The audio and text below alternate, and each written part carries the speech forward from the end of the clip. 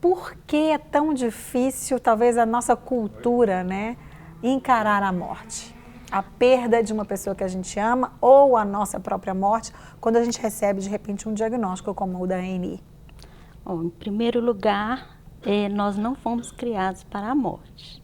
É verdade. A morte, ela é uma invasora, né? Então, ela traz mitos, tabus, e aí é difícil de falar, né? Não só na cultura brasileira, mas em muitas outras culturas também, né? É difícil de você sentar numa roda. Hoje nós vamos falar sobre a questão morte, né? Ela é falada quando ela acontece bem perto de você, aí você vai pensar, você vai avaliar a sua vida. Então é devido a isto, né? Nós somos criados para a vida, né? É verdade. A gente sabe, né, nós que somos cristãos, que conhecemos a palavra de Deus, que nós nascemos realmente para a vida e o pecado veio e trouxe consigo a morte. Nós somos falíveis, não somos eternos, mas podemos ter a vida eterna em Jesus, não é? Exatamente. E realmente, né, as pessoas ainda acham que se falarem sobre a morte, elas vão atrair a morte, né? Tem gente que diz, não vamos falar sobre isso não, bate na madeira, né, muda de assunto, ainda muito na nossa cultura brasileira, na cultura do nosso país, falar sobre a morte para certas pessoas acaba atraindo, e a gente sabe que não é nada disso, né? Isso não é verdade. Como foi a história de vocês? Eu conheço um pouco a história de vocês, mas eu queria que vocês contassem para o pessoal que está em casa, né? Samela estava grávida de gêmeos e foi uma alegria só, né, Samela? Foi uma alegria, um momento muito importante para a gente, muito feliz, muito satisfatório. E a primeira reação à morte, a gente pergunta, quando nós olhamos com olhos terrenos, o primeiro questionamento, por quê? E na verdade, quando a gente olha com os olhos espirituais, a gente sabe que esse mundo não nos pertence. E eu aprendi isso através da minha dor. Eu tive uma gestação tranquila, não tinha nem enjoo, foi tudo muito lindo, tudo maravilhoso. E Deus plantou em mim 2 sementinhas muito lindas e eu gerei com muito amor. E foi um momento mágico, sabe? Um presente de Deus para nossas vidas. E foi tudo lindo até o momento do parto, onde o parto foi tranquilo e com 3 dias de vida eles foram diagnosticados com uma infecção hospitalar. Então, assim, de repente, aquele sonho maravilhoso, aquele mundo lindo que a gente vivia, já não estava nas nossas mãos, a gente já tinha perdido o controle, desabou, né? Aos olhos humanos. E foi tudo assim, de repente, e quando eu vi, com 8 dias de vida, um deles faleceu, que foi o Pedro. E assim, nós planejamos, né? Foram muitos sonhos. Eu vi uma coisa que me marcou muito, que na vida é normal que uma pessoa, mas nós todos estamos condenados à morte, todos vamos passar para a morte. Mas quando morre uma criança, morre muitos sonhos, morre muitos planos. Tudo que a gente projetou, de repente, acabou. Mas quando a gente entende que a morte é um propósito de Deus, que a gente tem uma vida eterna e que é muito além da carne, a morte não passa a ser uma dor, ela passa a ser uma entrega. E nós encaramos dessa forma. No momento, assim, no ápice da dor, que a carne o tempo inteiro questiona. Nós não questionamos a Deus, nós confiamos. Amém. Porque se Deus me deu e Deus levou. Então, assim, nós nos consolamos disso, que um dia nós vamos estar todos juntos, numa vida eterna, né? Verdade. Enquanto vocês falam, a gente vai passar umas fotos dos bebês, umas fotos de você, umas fotos de você grávida, né? Para o pessoal, olha que lindo. Isso aí, nós estávamos esperando o Pedro e o Antônio, muito amados, esperados, tudo muito planejado. Fizemos essas fotos para registrar, né, um momento tão bom que Deus nos deu. Verdade. A gente tem que registrar mesmo, né? Porque depois a gente fica com uma saudade da barriga, né? Isso, e depois... Esse momento foi o momento do parto, que foi lindo, tranquilo. São fotos do parto. Esse aí é o Pedro, inclusive. Pedro nasceu primeiro? Esse é o Pedrinho que faleceu. Não, o Pedro foi o segundo. O Antônio nasceu Esse primeiro. é o Antônio já entubado. Na verdade, igual a Samela explicou, durante a gravidez ela não teve nada, né? E o parto ele foi adiantado uns 10 dias antes, né, amor? Isso. E o médico disse, esses meninos são perfeitos, eles estão crescendo iguais, são grandes, saudáveis. E eu até costumo falar com a Samela até hoje, né? A nossa vida, ela virou de cabeça para baixo, porque a gente não esperava, né? Mas, na verdade, os menininhos no UTI, né? Esse aí é o Antônio. Deus já tinha levado o Pedro. Eles eram idênticos. Né? E Deus foi tão bom conosco, né, que eu não vou ter esse pensamento a vida inteira. Como será que o Pedro seria, né? Porque... Tem o rostinho dele lá comigo, vivo hoje ainda, verdade. Né? Mas, foi assim, o primeiro dia do Antônio em casa. Que o Antônio. E com tudo isso, nós passamos uma luta. O Antônio ficou 110 dias internado ainda, né? Meu Deus. E nós achávamos que ia perder ele também. E não que nós acostumamos com a morte, né? Com Deus levando o Pedro, mas... De acordo com o quadro mesmo dele, né? Exatamente. E tinha vezes que assim, a gente estava na UTI, né, amor? E os médicos vinham com diagnósticos e eu falava, Deus está nas suas mãos. E eu lembrava sempre da história de Jó, né? Que Jó perdeu filhos, perdeu tudo. E eu falei assim, não, Deus restituiu para Jó, ele é o mesmo ontem, hoje e será eternamente, né? Ele vai me restituir. Amém. Se for da vontade de Deus para ele levar o Antônio, eu vou ficar triste, né? Mas assim, nada que supere. Deus vai me dar em dobros, e na Bíblia fala que Jó não houve filhas tão lindas quanto as filhas de Jó, depois que Deus restituiu para ele, né? E assim, o Pedro, ele passou na nossa vida, né, amor? E o pessoal fala, perdeu um filho. Na verdade, a gente não perdeu, né? Porque quando a gente perde, igual, por exemplo, um telefone, perdi meu telefone, eu não sei onde ele está. Né? Eu não perdi, eu entreguei o Pedro, porque eu sei que o Pedro está no melhor lugar e eu comento, né, amor? Se perguntar se ele quer voltar, ele não quer voltar para o papai e a mamãe, não, Com certeza, com certeza. Não, e até a própria história de Jó, a gente vê isso, né? Que a Bíblia diz que Deus restituiu a Jó o dobro de tudo que ele tinha. E Jó tinha 10 filhos, né? Isso. E depois Deus deu mais 10 filhos. Por que Deus não deu mais 20 filhos para eles? Porque os outros 10 estavam com ele no céu. E Deus deu mais 10, então ele ficou com 20.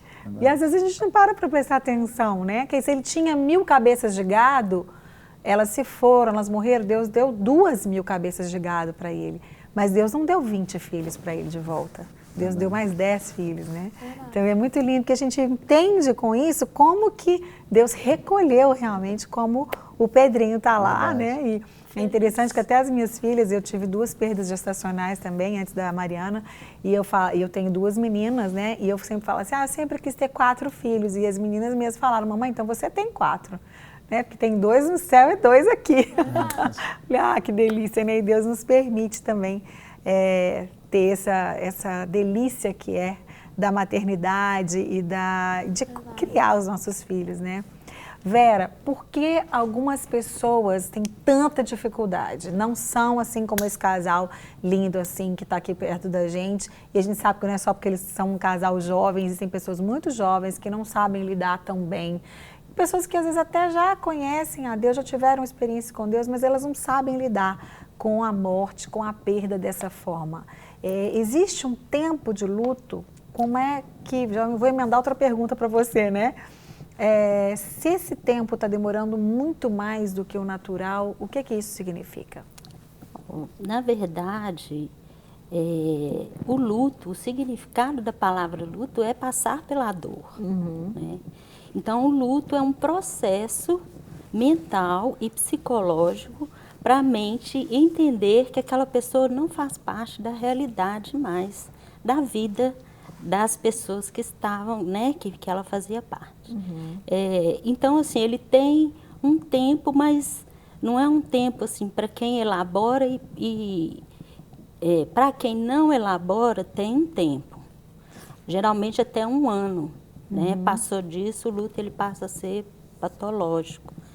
É um adoecimento psíquico por causa da perda de uma pessoa querida. O luto, ele tem, eu não falo fases, ele é um processo que vai ter comportamentos e sentimentos, né? Primeiro, a negação, né? Aquela coisa, eu não estou acreditando que isso aconteceu, eu não vou conseguir viver sem a presença dessa pessoa, né? Depois vem a raiva, que geralmente é manifesta no médico que cuidou, né? Às vezes na própria pessoa, por que eu não fiz isso, por que eu não fiz aquilo. A culpa, né? A culpa, e a raiva vem com culpa também. E depois vem a tristeza, que não é uma depressão, doença, mas é um episódio depressivo, né? Que a pessoa ela se isola um pouco, ela perde o apetite, ela perde a vontade de estar no social. Mas isso assim, e depois vem a questão da aceitação. Só que isso assim, olha, tem um tempo para a pessoa passar, o que vem primeiro, o que vem depois. Às vezes ela passa por isso tudo ao mesmo tempo, vai e volta nas fases. E aí até que a mente vai processando, fazendo esse desligamento, né?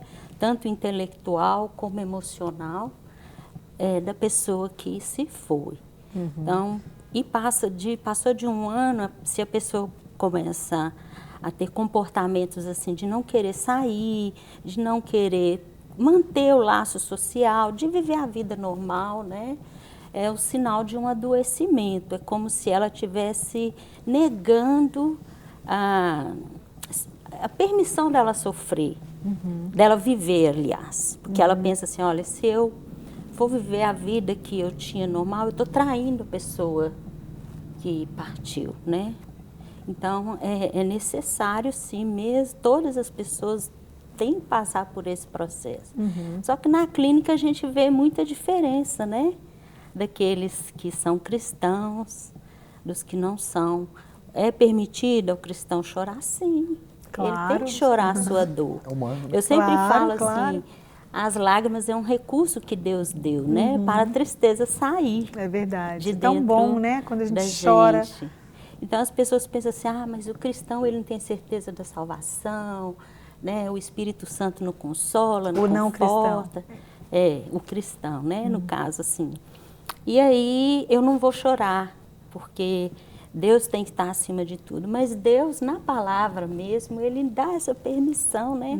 Quantos personagens bíblicos, homens de Deus, choraram seus mortos. Jesus chorou, né? Jesus, na questão de Lázaro. Outras, a viúva lá, né? Passando o velório, o séquito, né? Funerário. E Jesus, Ele se compadeceu. Então, assim, é normal a gente sentir a dor e chorar por ela. É verdade, é verdade. Isso é com saúde. Certeza. É, com né? certeza. E a gente tem que... A Bíblia fala, o choro pode durar uma noite, mas a alegria vem pela manhã. Quer dizer, o choro faz parte. Bem-aventurados que choram, porque eles serão consolados. Então, existem pessoas que realmente cobram, querem cobrar do outro um fortalecimento além do que ele pode dar, porque cada pessoa de uma maneira. Eu acho que, em primeiro lugar, a gente precisa respeitar as diferenças, né? Exatamente. Não é porque o Daniel e a Sam, eles são bem, eles, claro, sofreram, choraram muito, nós ajudamos em oração também, né? Nossa célula, Rosana Edna, um beijo, sempre nos davam as notícias dos meninos, mas existem pessoas que não têm, são diferentes. Então, agora é importante, Márcia, que a esperança que a gente nutre, mesmo com a dor, né? A gente vê diretamente uma questão assim que não é da nossa realidade, né? A questão mesmo do Senhor estar ali amparando, confortando, consolando. E quem já passou por experiência da morte, perdeu alguém, e é cristão e confia em Deus, ele vai saber falar sobre isso. Eu mesmo já perdi meu pai, minha mãe, uma experiência que desde os 15 anos eu orava assim, Senhor, eu sei que eu vou perdê-los, mas eu queria que o Senhor já começasse a trabalhar no meu coração, nessa perda. Então, foi bem tranquilo, sabe?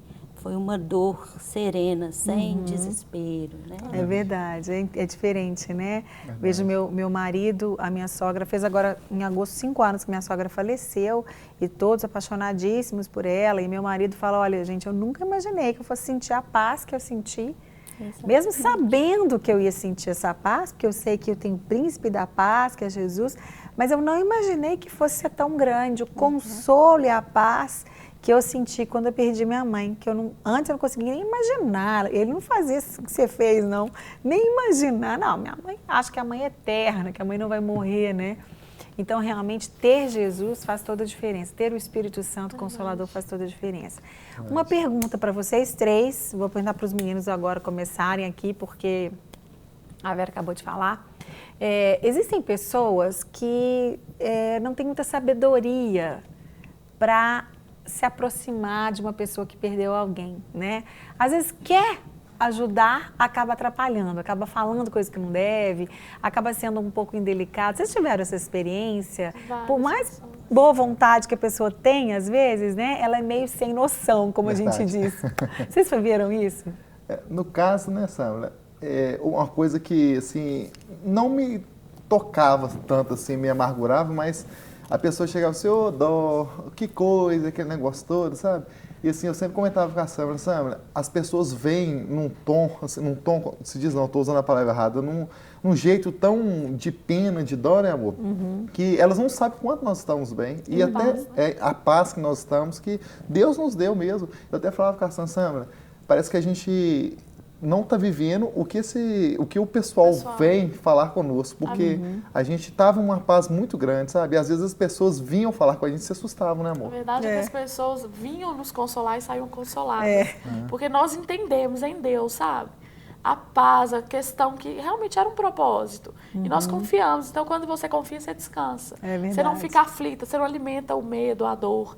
E é uma escolha nossa. A dor a gente sente. O sofrimento a gente pode escolher remoer ou descansar. E eu descanso em Deus. Nós escolhemos descansar em Deus, então nós confiamos em Deus. E realmente foi isso mesmo, né? Muitas pessoas não sabiam como lidar, às vezes, quando vinham consolar. É difícil mesmo, né? Até pra gente mesmo consolar uma pessoa. Assim, eu nunca tinha passado por uma perda tão próxima, né? Igual eu falo com a Samara, eu costumo falar com meus pais, meus sogros, que eu vivi a alegria de ser pai e a alegria de perder um filho em 8 dias. A alegria de ter um filho e perder o filho em 8 dias. Assim, foi uma coisa que realmente era para se arrasar qualquer um, né? É verdade. E Deus nos deu consolo muito grande, graças a Deus. Para receber todas as novidades do canal, inscreva-se e se curtir o vídeo, clique em gostei. Aproveite para acompanhar a Rede Super nas redes sociais.